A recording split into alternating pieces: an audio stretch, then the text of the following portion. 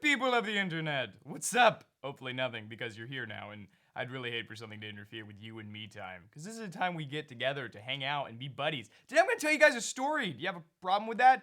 If you do, kind of sorry, because I don't care, I guess. I mean, I suppose if you really did have a problem, then you could click away, but you wouldn't do that, because we have a good, healthy friendship, and that wouldn't be conducive to growing our good, healthy friendship. If you are a person, which you probably are, who lives in a place that has internet, which you obviously do, then you're also probably a person who puts clothes on their body. Unless you're one of those rare news colonies that has internet, in which case I'd love to hear more. Please email me or call me, preferably not FaceTime me, because guys, there's limits to how far I'm gonna go to connect with my audience. So if you're not in the nudist colony and you're not that weird kid Johnny who freaks me out every time he streaks around the street singing Yankee Doodle, then you have also probably been to a clothes store.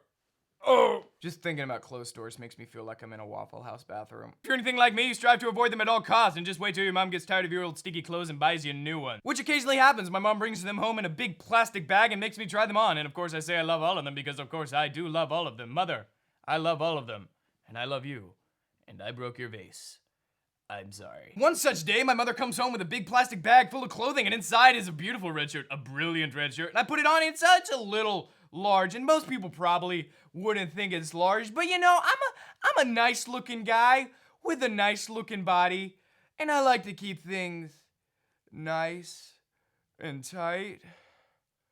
Oh, that is so much weirder when I said that out loud. And my mom puts it in the back of her closet and tells me, it's back there when you want it. That's actually exactly how my mom sounds. So I've got class one day, and of course, I'm gonna look nice to go to class. Because guys, if I go outside, I'm gonna look good. Even if it's just to feed the mail or check the dog, I'm gonna look real good. I'm gonna look on fleek, son. So I'm sitting at the table with my buddy. It's just me and him alone in the house. We're getting ready to go. And I remember that red shirt that my mother got me. And I'm thinking, I'll just go put the red shirt on.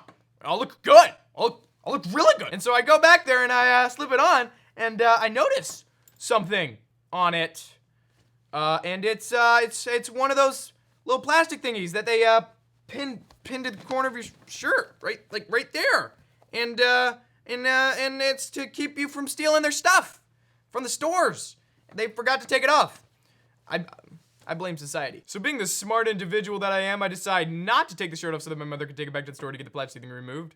Rather, I decide to show it to my buddy. So I walk into the kitchen, looking on fleek, by the way, except for that little chunk of plastic that's hanging onto my shirt like Tarzan to a vine. And I say to my buddy, hey, see that plastic? Yeah, see that plastic. What do you think that's there? Take it off? Yeah.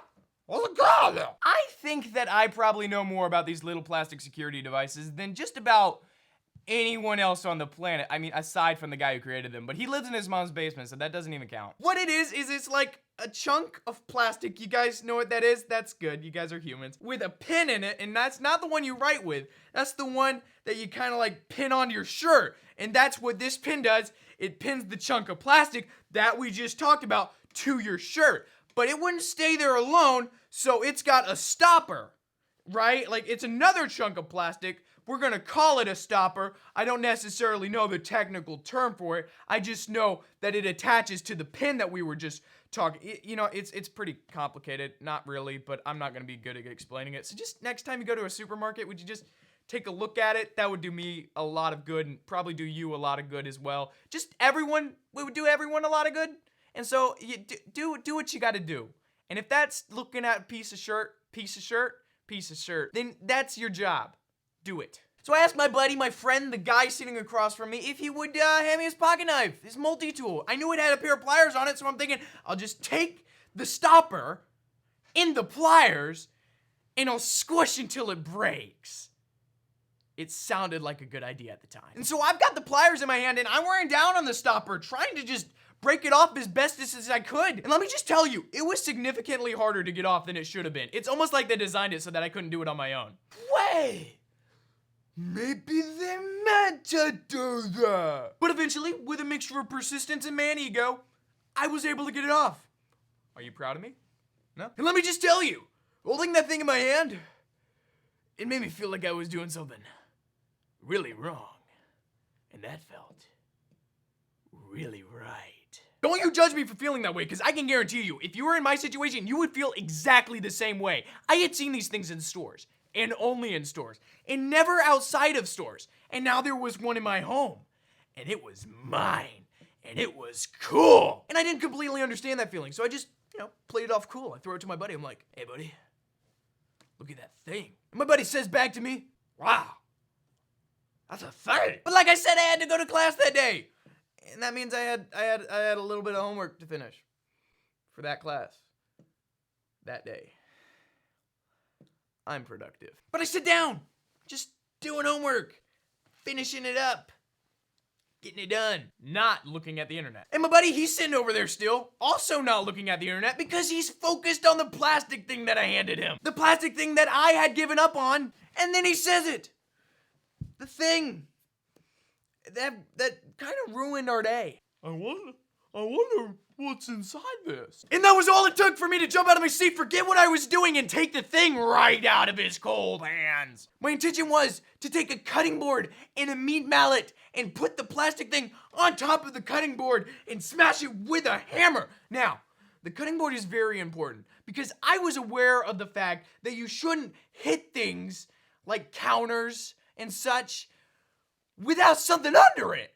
Right? That makes sense. And it made sense to me. And it also made sense to my buddy, who suggested we take it outside and do it. Oh, if only I had listened to him. Then what happened might not have happened. I'm lazy! And going outside just didn't sound good to me at the time. So there I am, walking around the kitchen, cutting board, mallet, looking around for a surface to put the cutting board down upon so that I may hit the plastic thing with the meat mallet. As I'm doing this, I see our counter. It's got a little bit of a crack in it from something. I don't know exactly what it was, but I see that. I'm thinking, that's not gonna happen to me today. I'm an idiot! So I set the cutting board down on a surface, as you'd expect, and I take the plastic thing and set it down on the cutting board that's on the surface, and I take the mallet and I hit the plastic thing that's on the cutting board that's on the surface. And everything was fine for like a minute and a half. We were just hitting it and thinking, what's inside this thing? It's gonna be awesome. And then it happens. It's all kind of a blur to me, so please pardon the lack of details. I hit it. And I might have heard a sound, but what I specifically remember is seeing this black line on the cutting board next to the plastic thing that I was just hitting. I at first thought maybe this came out of our plastic thing, but then I moved the cutting board about 3 inches that way, and that's when I see a huge gaping hole in our glass top stove. I don't even remember sitting the cutting board down on the stove, but it happened. I felt this almost indescribable feeling, and the only way that I can describe this indescribable feeling is when you do something really wrong to your sister, like, I don't know, hit her in the face with a baseball bat while your dad's at work, and your mom figures it out. Your sister's over there crying, and you have the baseball bat in your hand, and there's no doubt that you're the one who did that. That's the kind of feeling that I felt. I knew that my dad would be home in a second and see my crying sister, which is in this case a broken stove, and then I hear it right over here. It was my friend, or the one that I used to call friend, sitting next to me, slow clapping. You don't slow clap at a moment like this. You slow clap when Jennifer Lawrence falls down at the Emmys. You slow clap when your daddy misses the umbilical cord and cuts your mom's toe off. You slow clap when your sister comes down and little does she know that she's got a big mustard stain on her shirt. You don't slow clap when I hit the... This is not one of those moments when you slow clap. Slow clapping is a joke in 96.3% of the cases that it is used in. This is not a joke. This is big boy crap that's going on. Ignoring what my friend did, I would like to go back to what I did. I put a cutting board down, and I know that doesn't sound like much of a defense, and in fact, it's probably not. But at least I was trying, right? That was There was some conscious effort to not break anything. Not like that conscious effort worked very well, though. Long story short, I had to deal with both of my parents coming home with their very shocked but forgiving nature. It is sufficient to say that I received what I personally would describe as a healthy amount of verbal crap from everybody who thought it was their job to make sure that I knew that the gaping hole in our glass top stove that they now had to be inconvenienced with was all my fault. And it was all my fault. Really drove my self-esteem right through the roof. Happy Tuesday, everybody. I want to thank you for visiting the weird side of YouTube once again. As always, my name has been Zachomac. You guys have been awesome. And if you guys consider yourselves nice people at all, you guys can go check out my gaming channel, the link to which is down in the description.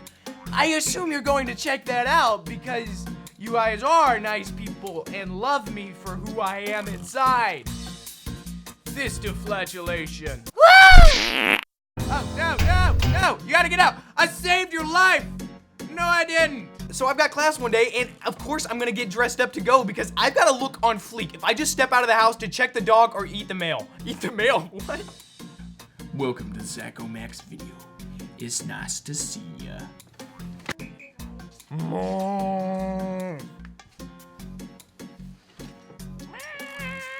You probably ruined everything. Did she ruin anything? Say that she did. It's debatable.